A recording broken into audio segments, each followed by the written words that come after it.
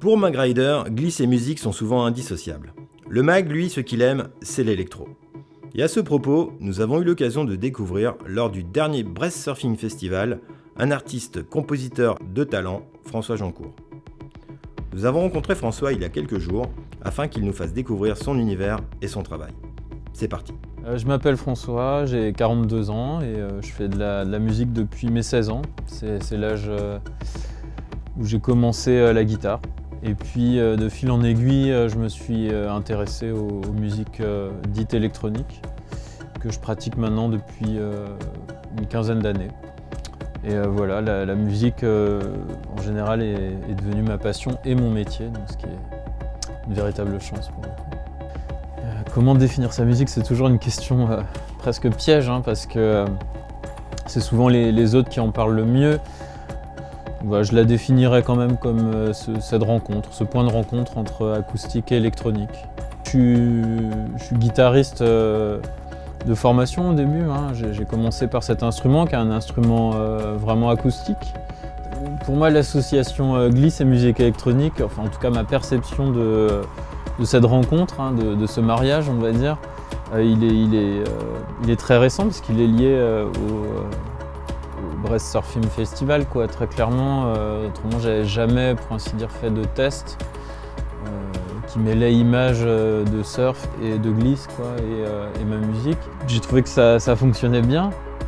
Là où j'aurais pas forcément parié dessus, c'était une belle surprise. Voilà, quand on m'a envoyé les premiers assemblages, quoi, les premiers montages, j'étais très agréablement surpris par ce que je voyais et j'entendais.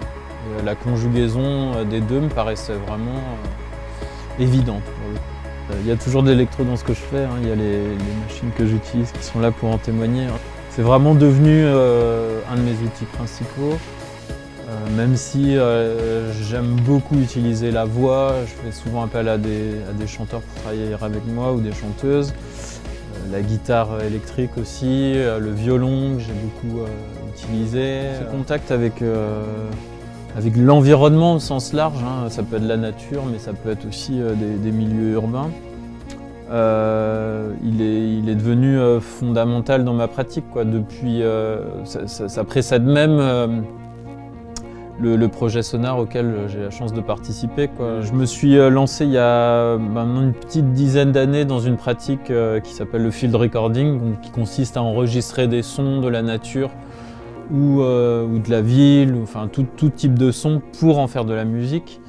J'irais même jusqu'à dire qu'on ne sait pas trop qu'est-ce qui fait qu'on fait telle ou telle musique, et peut-être qu'il y a des choses qui dans ce que je fabrique musicalement ont à voir avec cette relation, peut-être pas directement à la glisse, mais très certainement à l'univers maritime au sens large, quoi. Et peut-être à ces choses-là que j'ai vécues étant ado. S'il y a bien quelque chose qui est difficile à déterminer, c'est les sources de création, quoi.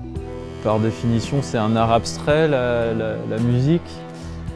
C'est simplement de l'air qui vibre, donc c'est dur de dire comment ça s'est constitué dans notre petite tête, quoi.